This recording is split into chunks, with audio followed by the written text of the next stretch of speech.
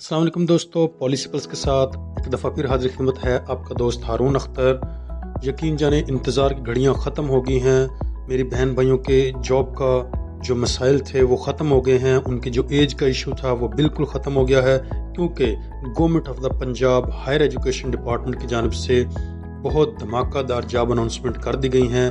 यानी CTIs 2025-26 का तैनाती का अमल शुरू कर दिया गया है। तो वो तमाम बहन भाई जो मास्टर डिग्री होल्डर हैं या ग्रेजुएशन डिग्री होल्डर हैं, खा आपकी ये जितनी भी है, आप बिल्कुल इसमें अप्लाई कर सकते हैं। तो CTIs के तहत 8084 लेक्चरार 7 माह के लिए तैनात किए जाएंगे, जिनको माहाना मुआवजा 50,000 रुपये दिया जाएगा। तो दोस्तों, इन जॉब्स की मुकम्मल तफसीलात क्या हैं, कौन कौन से दोस्त अप्लाई कर सकते हैं, मेरिट कैसे कैलकुलेट होगा, अप्लाई किस लिंक से होगा, ये तमाम तर सवालात का जवाब इस वीडियो में आपको ज़रूर मिलेगा। इंशाल्लाह इस वीडियो में आपको इन तमाम पॉइंट्स, तमाम टेक्निकल पॉइंट्स को भी डिस्कस करूँगा, जिससे आप प्रॉपरली अप्लाई भी कर सकते हैं, आपकी एप्लीकेशन रिजेक्ट भी नहीं होगी और आप मेरिट में भी टॉप पे आ सकते हैं। तो तमाम तफसीलात को देखने के लिए इस वीडियो को एंड तक ज़रूर देखें। मेरे चैनल को भी ज़रूर सब्सक्राइब करें और लाइक करें और अपने दोस्तों के साथ शेयर भी करें। तो चलते हैं मुकम्मल तफसीलात की जानिब। हाँ जी, तो दोस्तों ये है वो ऑफिशियल डॉक्यूमेंट जो कि government of the Punjab higher education department ने डिसमिनेट किया है तमाम कॉलेजेस को, डायरेक्टर कॉलेजेस को, ताकि वो इसके अकॉर्डिंग वो तमाम अपने अपॉइंटमेंट्स को इंश्योर कर सकें। तो हम इसकी डिटेल में जाते हैं। सबसे पहले मैं आपको वही पहले बात बता दूं कि 8084 कॉलेज टीचिंग इंटर्न्स को अपॉइंट किया जाएगा, 7 माह के लिए इनको अपॉइंट किया जाएगा। तो हम इसकी तमाम कंटेंट्स को तो नहीं रीड आउट करेंगे क्योंकि कुछ सिंपल हैं। इसमें जो इम्पोर्टेंट चीज़ें हैं मैं वो आपके सामने डिस्कस करने जा रहा हूँ। सबसे पहले तो मैं आपको बता दूँ, ये 7 मंथ का पीरियड है। जो अपॉइंट होंगे CTIs वो 7 मंथ के लिए अपॉइंट होंगे, जिनमें 1/10/2025 से उनकी ज्वाइनिंग होगी और ये 30/4/2026 तक कंटिन्यू रहेगी। तो यूँ कैलकुलेट करें तो ये 7 मंथ बनते हैं।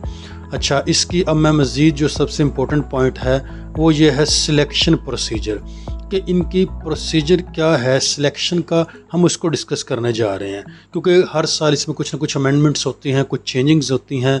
आप ये कहें कि हम 2024 की पॉलिसी उठा लें, हम ज़रूरी नहीं है कि ये वही तमाम कंटेंट इसमें रिपीट हों, कुछ चेंजिंग्स भी हो सकती हैं। तो वो क्या क्या हैं हम देखते हैं। तो सबसे पहले हम इसको देखते हैं कि प्रोसीजर ऑफ एप्लीकेशन क्या है। सबसे पहले तो वो कैंडिडेट जो अप्लाई करना चाहते हैं वो एक स्पेसिफिक लिंक जो कि गवर्नमेंट की तरफ से प्रोवाइड किया जाएगा, उस पर क्लिक करेंगे तो वो डायरेक्ट अपना प्रोफाइल बनाएंगे। उसमें प्रोफाइल बना के फिर वो कॉलेजेस को सिलेक्ट करेंगे जो उनके डिस्ट्रिक्ट में फॉल करते हैं, जिसमें वैकेंट पोस्ट पड़ी है, उसको वो क्लिक करके उसमें अप्लाई करेंगे। तो सबसे पहले हम देखें, list of vacant position will be placed at notice board on 16/9/2025, यानी कि 16/9/2025 को तमाम वो कॉलेजेस, चाहे वो मेल के हैं चाहे फीमेल के हैं, जिनमें वैकेंट पोजीशन पड़ी हैं, वो अपनी लिस्ट आवेज़ा करेंगे 16 को, यानी आज से 3 दिन बाद। तो आप रिपीटेडली इस कॉलेज में जाएं, उनसे पूछें कौन कौन सी सब्जेक्ट की सीटें वैकेंट पड़ी हैं। इसके बाद नेक्स्ट क्या है, जब सीटें इंश्योर हो जाएंगी तो आप उस ई पोर्टल पे जाके 16/9/2025 से 19/9/2025 तक, यानी 4 दिन आपके पास होंगे, आप इसमें अप्लाई कर सकते हैं। तो इसके बाद जब आपका अप्लाई का प्रोसेस कंप्लीट हो जाएगा तो 22/9/2025 को इनिशियल यानी टेंटेटिव लिस्टें आवेज़ा की जाएंगी जिन जिन कैंडिडेट्स ने अप्लाई किया है। अच्छा, जिन लोगों ने अप्लाई किया उसमें कोई इशू है, कोई प्रॉब्लम है, कोई कंप्लेंट है, तो वो 23/9 से 25/9 तक उनका रिड्रेसल होगा। वो उन कंप्लेंट्स को रिजॉल्व की जाएंगी 23/9 से 25/9 तक। इसके बाद फाइनल मेरिट लिस्ट हर कॉलेज में जहाँ पे वैकेंट पोजीशन है वो आवेज़ा की जाएगी 25/9/2025 को, यानी 25 सितंबर 2025 को लिस्ट जारी कर दी जाएगी फाइनल कैंडिडेट्स की। इसके बाद मैं आपको बताता चलूँ कि डेट ऑफ इंटरव्यू क्या है। डेट ऑफ इंटरव्यू जो ऑफिशियली इन्होंने मेंशन किया है कि जो कैंडिडेट शॉर्ट लिस्ट हो जाएंगे उनकी डेट ऑफ इंटरव्यू है 29 से 1 अक्टूबर तक, यानी 29, 30 और 1 अक्टूबर। ये आप कह सकते हैं कि 3-4 दिन में आपके इंटरव्यूज़ होंगे। तो ये 2-3 चीज़ें मैंने बहुत ज़्यादा इंपॉर्टेंट आपको इंश्योर कर दी हैं। आप काइंडली ये चीज़ें अपने पास नोट डाउन कर लें। ये डेट स्किप नहीं होनी चाहिए, अगर आप कहीं स्किप कर गए तो आप मेरिट लिस्ट से रिमूव हो सकते हैं। अच्छा, इसके बाद मैं आपको बताता चलूँ कि display of final merit list, जो 6/10/2025 को फाइनल मेरिट लिस्ट या आवीज़ा कर दी जाएगी कि ये कैंडिडेट एलिजिबल हैं, ये कैंडिडेट इसमें फॉल करते हैं और अपॉइंटेड हैं। इसके बाद जिन लोगों को नाम इसमें आ जाएगा, अल्लाह करे तमाम जो दोस्त ज़रूरतमंद हैं, डिज़र्विंग हैं, उनका नाम इसमें आए, तो जब वो उनका नाम आ जाएगा उस मुतलका इदारे के प्रिंसिपल या जो पैनल बनाएंगे उनकी तरफ से फ़ाइनल हो जाएगा, तो 7/10/2025 यानी नेक्स्ट अक्टूबर की 7th ऑफ द अक्टूबर उनका नाम फ़ाइनल करके उनकी ज्वाइनिंग हो जाएगी, यानी 7/10 को उन्होंने अपनी ज्वाइनिंग करनी है। ठीक है, तो ये बहुत इंपॉर्टेंट डेट्स थी जो मैंने आपको मेंशन की हैं। अच्छा, अब हम चलते हैं कि सिलेक्शन प्रोसीजर क्या है, यानी कि कौन से लोग इंटरव्यू में शामिल होंगे। बेसिकली उस मुतलका कॉलेज को प्रिंसिपल होगा और कुछ ऐसे टीचर्स होंगे जिनको प्रिंसिपल नॉमिनेट करेंगे कि आप लोगों ने इंटरव्यूज़ कंडक्ट करने हैं, और साथ के साथ मोस्ट सीनियर लेक्चरर या फिर वाइस प्रिंसिपल ये भी पैनल में शामिल होगा। तो तमाम कॉलेज में ये same slot, same panel develop किया जाएगा इंटरव्यूज़ के लिए। अब हम चलते हैं बहुत ही टेक्निकल, बहुत इंपॉर्टेंट क्वेश्चन की जानिब। बहुत सारे दोस्त इसमें कंफ्यूज हो जाते हैं, तो काइंडली मेरे इस सेक्शन को गौर से सुनिएगा। मैं आपको तमाम तर तफसीलात इसमें मेंशन करूँगा कि आपकी क्राइटेरिया कैसे सेट होना है, आपका मेरिट कैसे कैलकुलेट होना है, वो चीज़ें देखें। इसमें दो उन्होंने लेवल डेवलप किए हैं, लेवल 1, लेवल 2, लेवल 3, लेवल 4 और लेवल 5, यानी 2 सेक्शन जिनके 5 लेवल्स बनाए जाएंगे। तो मास्टर डिग्री की बात करें और बैचलर डिग्री की बात करें, ये ए और बी दो हमारे पास सेक्शन है। ए में हमारा मास्टर डिग्री और बैचलर डिग्री फॉल करता है, और बी में बाकी तमाम कैटेगरीज फॉल करती हैं। तो अगर तो आप सेमेस्टर सिस्टम के तहत मास्टर डिग्री की है कंप्लीट, तो फिर आपका लेवल 1 का जो अपर पोर्शन है ये यूज़ होगा। अगर आपने एनुअल सिस्टम के तहत डिग्रीज़ कंप्लीट की हैं मास्टर और बैचलर, तो फिर आपका लेवल 1, 2 का जो नीचे वाला पोर्शन है, लोअर पोर्शन है, ये यूज़ होगा। तो काइंडली इसको ज़रा आप गौर से समझिएगा। अगर तो आपने मास्टर डिग्री की है कि सेमेस्टर सिस्टम में और आपके मार्क्स या आपकी CGP है 90% और अबव, आपके 90% या इससे ज़ायद हैं, तो आपको मास्टर डिग्री में 40 नंबर मिलेंगे। इसी तरह अगर आपके 80% या इससे ज़ायद हैं मास्टर डिग्री में, तो आपको 36 नंबर मिलेंगे। इसी तरह अगर आपके 70% या इससे ज़ायद हैं तो 32 नंबर मिलेंगे। ये है इसका मास्टर डिग्री की कैलकुलेशन सेमेस्टर सिस्टम के तहत। अगर वही मास्टर डिग्री आपने एनुअल सिस्टम के तहत की है, जैसा कि हम प्राइवेट MA करते हैं, ठीक है, तो फिर आपका क्या होगा, आप 80% और अबव फॉर एनुअल सिस्टम, अगर आपके मार्क्स 80% या इससे ज़ायद हैं तो आपको 15 मार्क्स मिलेंगे। फिर भी आपको 40 मार्क्स मिलेंगे। ठीक है, लेकिन जस्ट इसमें डिफरेंस ये है कि सेमेस्टर सिस्टम में 90% और अबव है और एनुअल में 80% और अबव है, लेकिन मार्क्स ऑब्टेन करने की सेम परसेंटेज है। ठीक है, लेकिन अब हम बात करें बैचलर डिग्री की, तो फिर वो थोड़ा सा चेंजिंग आएगा इसमें। ठीक है, लेवल 1 में अगर आप 90% और अबव नंबर लेते हैं सेमेस्टर सिस्टम के तहत, तो आपको 15 मार्क्स मिलेंगे। यानी सिंपल में अगर आपको कर दूं सारी चीज़ों को सम अप करके, तो आप यूँ कह सकते हैं कि आपको मास्टर डिग्री में 14 नंबर कंसीडर आपको होंगे, 40 मार्क्स मिलेंगे, और बैचलर डिग्री में आपको 15 मार्क्स मिलेंगे। अब आपने ख़ुद देखना अगर आपने एनुअल सिस्टम के तहत क्या है तो कितने % में फॉल करते हैं, और अगर आपने सेमेस्टर सिस्टम के तहत क्या है तो कितने % में फॉल करते हैं। तो ये तो था मास्टर और बैचलर डिग्री का। इसके बाद आ जाते हैं BS, जिन्होंने BS किया हुआ है, मास्टर डिग्री नहीं, बैचलर नहीं, लेकिन BS किया हुआ है, उनके लिए भी लेवल यही 5 हैं, लेकिन उनको मार्क्स कितने कितने मिलेंगे ये आप देख सकते हैं कि अगर आप 90% और अबव में लेते हैं सेमेस्टर सिस्टम के तहत तो आपको 55 मार्क्स मिलेंगे। ठीक है, और अगर आप 80% या इससे अबव लेते हैं तो 49.5% मार्क मिलेंगे।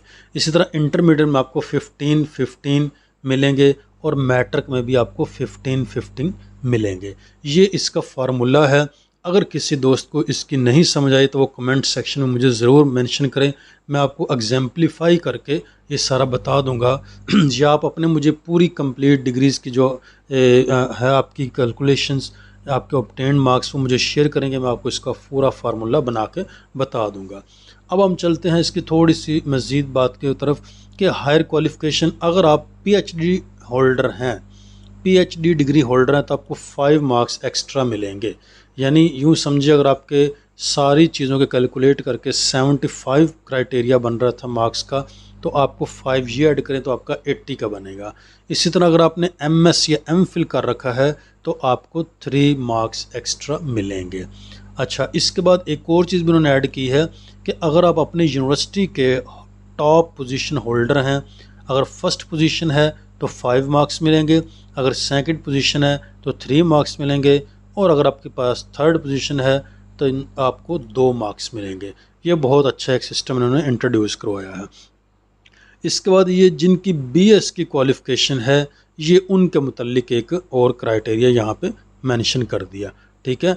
और ये आप देख सकते हैं कि qualification marks criteria BS colleges, जिन कॉलेजेस में सीट्स अवेलेबल हैं लेकिन वो कॉलेजेस बीएस तक लिमिटेड हैं, ये उनके लिए है। ये बात ख़ास तौर पर ज़हन में रखें। जो ऊपर वाले थे वो पोस्ट ग्रेजुएट्स कॉलेजेस हैं, मास्टर डिग्रीज, एमफिल भी होता होगा उसमें, लेकिन इसमें जस्ट बीएस की क्लासेस होती होंगी, तो ये उनका जो क्राइटेरिया है।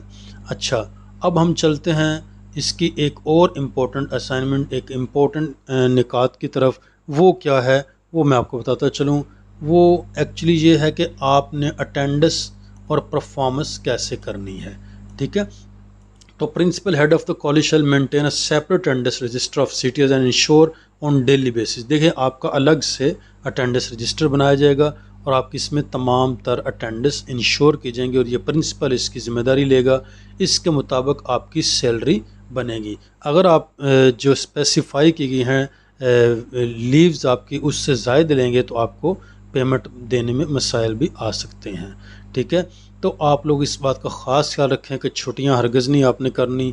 जो ज़रूरी छुट्टी है जस्ट वो आप कर सकते हैं, जैसे कि ऑफिशियल होती है 1 माह में 2 छुट्टियां, तो वो आप ज़रूर ले सकते हैं, ठीक है। अच्छा, इसमें और हम देख लेते हैं, कोई चीज़ इंपॉर्टेंट है तो मैं वो भी आपके साथ शेयर कर देता हूँ। ये HEC का formula for conversion of GPA into percentage, ये आप देख सकते हैं। आप अपनी CGP को परसेंटेज में कन्वर्ट कर सकते हैं। ये HEC का बनाया हुआ फार्मूला है। इसके तहत अगर आपकी CGP सपोज 3.25 से 3.62 के दरमियान है तो आप 80 से 89% मार्क्स में फॉल करते हैं, ठीक है। ये इसमें एक बड़ी अहम चीज़ थी।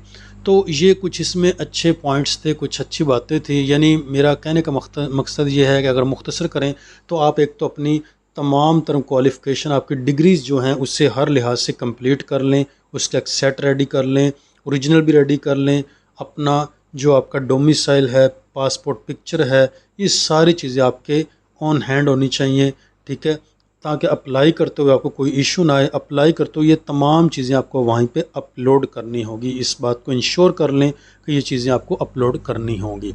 इसके बाद आप लोगों ने सबसे इम्पोर्टेंट जो चीज़ है वो आपका प्रायोरिटीज़ होगी। इंशाल्लाह जैसे ही इसका लिंक शेयर होता है मैं अपनी नेक्स्ट वीडियो में आपको बताऊंगा कि आपने अप्लाई किस तरह करना है, कौन सी चीज़ को कैसे प्रेफर करना है, कौन से इंस्टीट्यूट को पहले प्रेफर करना है। ये तमाम मैं टेक्निकल पॉइंट्स आपके साथ ज़रूर शेयर करूँगा। तो ये कुछ इंपॉर्टेंट चीज़ें थी जो मैंने आप लोगों के साथ शेयर की। उम्मीद आप लोगों को इसमें काफ़ी चीज़ें समझ आई होंगी। अगर इसके बावजूद आपको कोई चीज़ नहीं समझ आई तो मैं हाज़िर हूँ, आप कमेंट सेक्शन में अपना प्रॉब्लम ज़रूर शेयर करें। इंशाल्लाह मैं आपको इसका रिप्लाई फ़ौरी तौर पर करूँगा। और अगर मेरे किसी बहन भाई को अप्लाई करने में दुश्वारी होती है, नहीं अप्लाई कर पाते या किसी भी कंटेंट की समझ नहीं आती, तो उसको भी मैं अपनी खिदमत दे सकता हूँ। आप मुझसे अप्लाई भी करवा सकते हैं और अपने इश्यूज़ भी रिज़ॉल्व करवा सकते हैं। तो उम्मीद आप लोगों को ये वीडियो पसंद आई होगी। तो आप लोगों से रिक्वेस्ट है कि इसको अपने तमाम कोलीग्स, फ्रेंड्स, दोस्तों के साथ भी ज़रूर शेयर करें ताकि उनका भी बेनिफिट हो और मेरा भी बेनिफिट हो। अल्लाह हाफिज़।